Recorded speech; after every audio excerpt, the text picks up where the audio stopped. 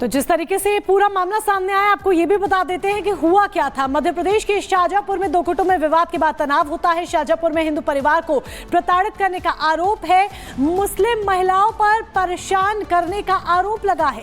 पीड़ित हिंदू परिवार के घर पर फेंके गए ईंट और पत्थर। यही नहीं, थाने में पीड़ित हिंदू परिवार ने शिकायत भी दर्ज करा दी है। पुलिस पर महिलाओं पर कार्रवाई न करने का आरोप लगा है। महिलाओं ने यह आरोप लगाया है कि उन्होंने किसी भी तरह की कोई कार्रवाई नहीं की है। हिंदू संगठन के लोगों ने जमकर प्रदर्शन किया और पुलिस पर कार्रवाई न करने से भड़क गए हैं हिंदू संगठन। यही एक बड़ी वजह है कि जमकर जो ये प्रदर्शन और बवाल की स्थिति है वो देखने को मिल रही है।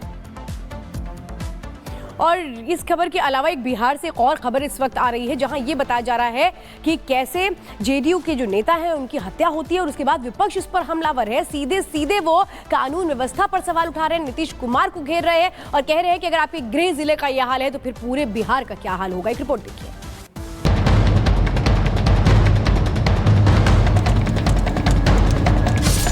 बिहार में अपराधी बेलगाम,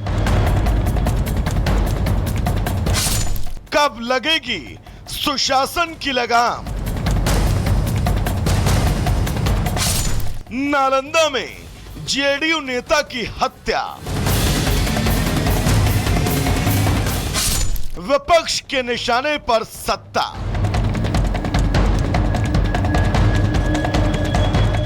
एक तरफ नालंदा के राजगीर में महिला एशिया हॉकी चैंपियनशिप हो रही है, देश विदेश के दिग्गज खिलाड़ियों का जमावड़ा है, तो दूसरी तरफ मुख्यमंत्री नीतीश कुमार के गृह जिले में जेडीयू नेता की हत्या कानून व्यवस्था पर कई सवाल खड़े कर रही है।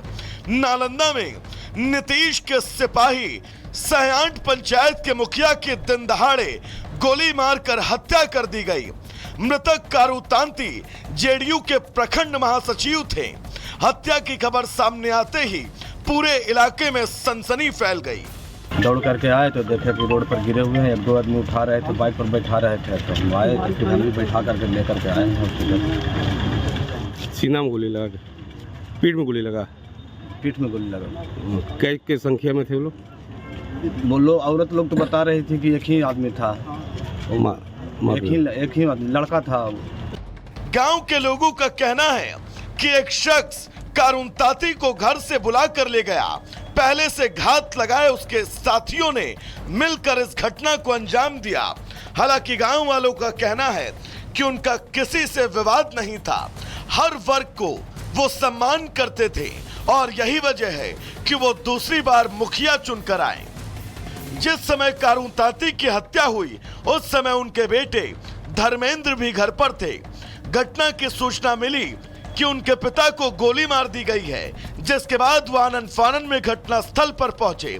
घटना के बाद से स्थानीय लोग पुलिस की कार्यशैली पर सवाल उठा रहे हैं।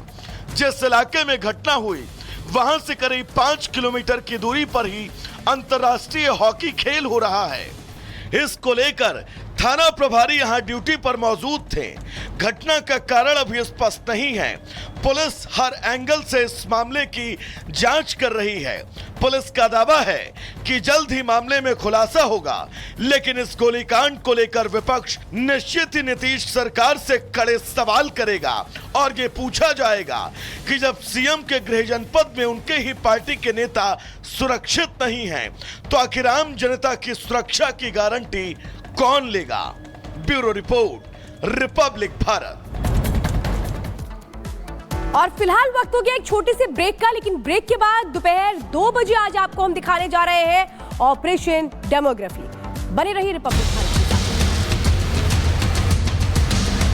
पाकुड़ और साहिबगंज जिला में हमने करीब 15 दिन तक इन्वेस्टिगेशन की। अगर हिंदू आबादी की बात करें तो उनकी संख्या काफी कम होती नजर आ रही है।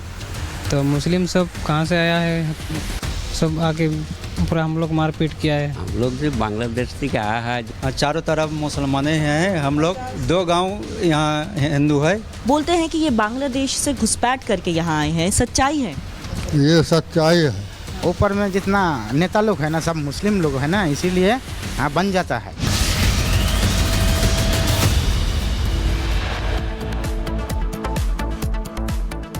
और आगे देखिए 7 मिनट में देश दुनिया की 70 खबरें। बने रहिए रिपब्लिक भारत के साथ।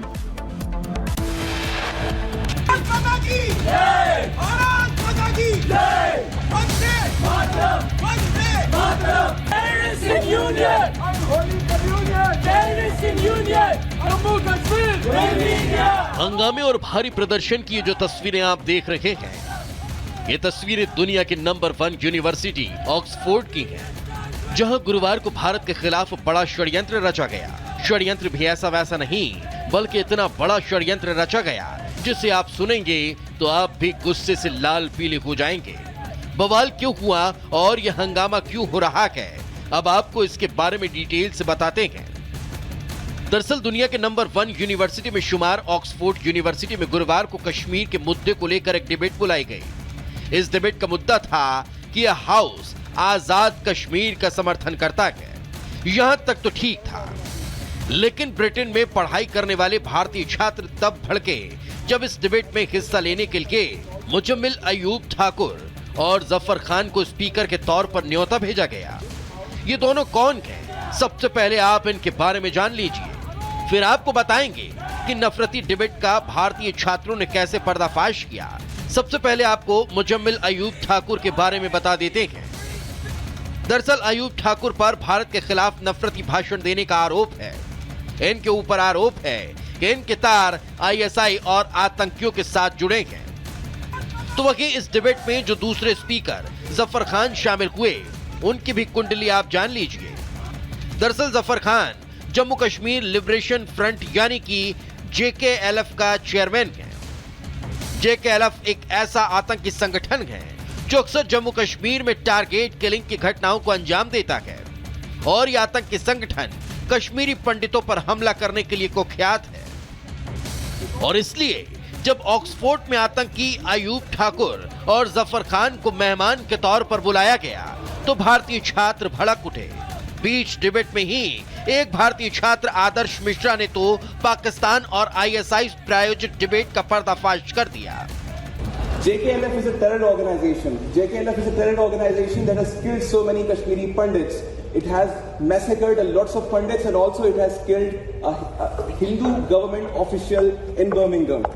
This house, I do not trust this house. What I've done is I've actually launched a no confidence motion against the president because I believe a lot of members of this house do not have any faith with the president of this Oxford Union because he is nothing but a stooge of ISI, he is nothing but a stooge of Pakistan, and this house has no confidence in the president. भारतीय छात्र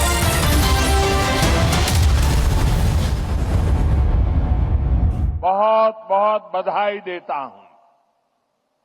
साथियों, आज जब हम जनजातीय गौरव दिवस मना रहे हैं, आज जब हम जनजातीय गौरव वर्ष की शुरुआत कर रहे हैं, तब ये समझना भी बहुत जरूरी है कि इस आयोजन की आवश्यकता क्यों हुई। ये इतिहास के एक बहुत बड़े अन्याय को दूर करने का एक ईमानदार प्रयास